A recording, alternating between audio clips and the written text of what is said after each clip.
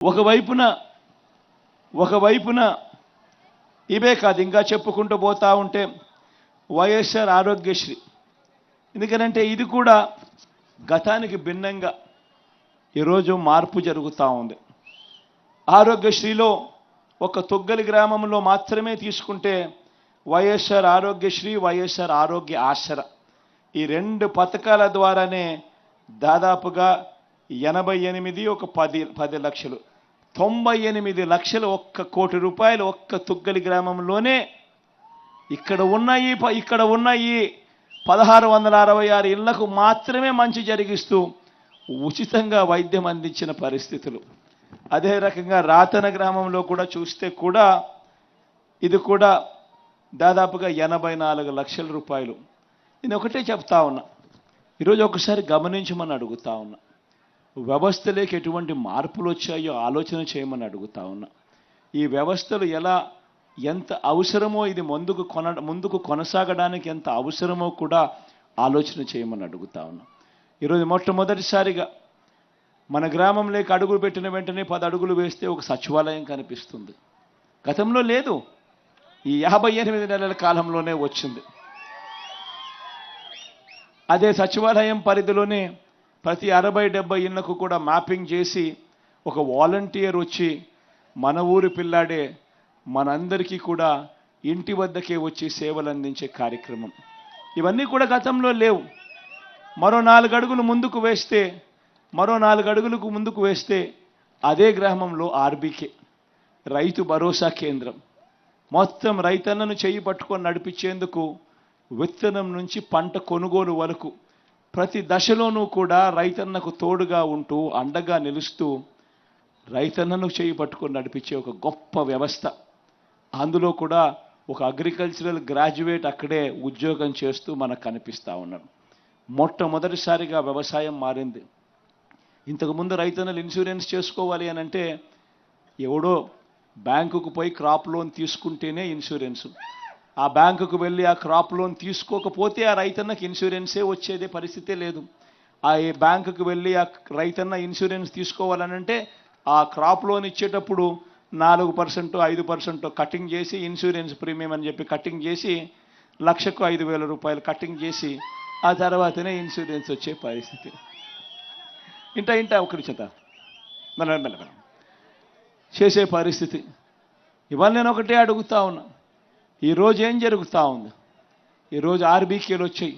ప్రతి ఎకరా కూడా ఈరోజు ఈ క్రాప్ చేసి రైతులందరికీ కూడా ఉచితంగా పంటల బీమా అమలు చేస్తూ రైతన్నకు అన్ని దశల్లోనూ పంట విత్తనం నుంచి కొనుగోలు దాకా రైతన్నలకు ప్రతి దశలోనూ కూడా పెట్టుబడి సహాయంగా రైతు భరోసా ఇస్తూ ప్రతి దశలోనూ రైతన్నకు తోడుగా ఉంటున్న మార్పు ఈరోజు మన గ్రామంలో కనిపిస్తూ ఉంది. మరో 4 అడుగులు ఇదే గ్రామంలోనే అడుగులు ముందుకు వేస్తే మన బడి కనిపిస్తుంది, మన గవర్నమెంట్ బడి కనిపిస్తుంది. మొట్టమొదటిసారిగా గవర్నమెంట్ బడులు రూపురేఖలు మారాయి. నాడు నేడుతో గవర్నమెంట్ బడులు రూపురేఖలు మారాయి. తెలుగు మీడియం పోయి గవర్నమెంట్ బడులు ఇంగ్లీష్ మీడియం అయ్యాయి. 8వ తరగతి పిల్లాడి చేతిలో ఈరోజు ట్యాబులు కనిపిస్తూ ఉన్నాయి మన గవర్నమెంట్ స్కూల్లో. 6వ తరగతి నుంచి ఆ గవర్నమెంట్ బడిలో ఉన్న క్లాస్ రూములు 6వ తరగతి నుంచే ఏకంగా ఐఎఫ్పి ప్యానెళ్లతో డిజిటల్ బోధన మన క్లాస్ రూమ్లలో ఈరోజు గవర్నమెంట్ బడులలో, పేదలు వెళ్ళే గవర్నమెంట్ బడులలో ఈరోజు డిజిటల్ బోధనతో కార్పొరేట్లు కూడా గవర్నమెంట్తో పోటీ పడాల్సిన పరిస్థితిలోకి గవర్నమెంట్ స్కూళ్ళు తయారయ్యే పరిస్థితులు ఈరోజు మన గ్రామంలోనే కనిపిస్తూ ఉన్నాయి. మార్పు చూడమని అడుగుతా ఉన్నా. మొట్టమొదటిసారిగా ఆరోగ్యశ్రీ పరిస్థితి చూస్తే ప్రజలు ఏ ఒక్కరూ కూడా అప్పుల పాలు కాకుండా వైద్యం అందే దిశగా అడుగులు పడ్డాయి. 4 అడుగులు వేస్తే విలేజ్ క్లినిక్ మన గ్రామంలోనే కనిపిస్తూ ఉంది. అక్కడే విలేజ్ క్లినిక్ ఫ్యామిలీ డాక్టర్ కాన్సెప్ట్తో అనుసంధానం.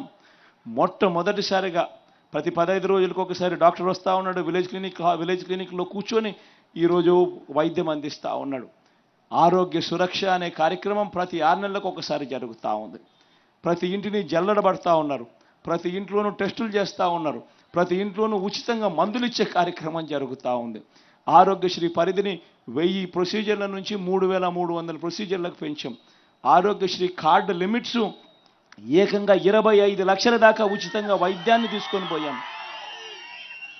ఎప్పుడు చూడని విధంగా మన గ్రామంలోనే ఈరోజు మనకు మందులు ఇస్తూ అన్ని రకాలుగా తోడుగా ఉంటూ విలేజ్ క్లినిక్లు మన గ్రామంలోనే దర్శనమవుతా ఉన్నాయి.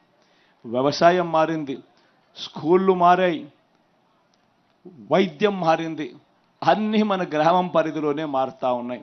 డెలివరీ చేసే మెకానిజంలో లంచాలు వివక్ష లేకుండా ఈరోజు నేరుగా మన తలుపులు తడతా ఉన్న పరిస్థితి కనిపిస్తూ ఉంది. ఆలోచన చేయమని అడుగుతా ఉన్నా. ఇలాంటి మార్పులు, ఇలాంటి పరిస్థితులు గతానికి భిన్నంగా ఈరోజు జరుగుతూ ఉన్నాయి.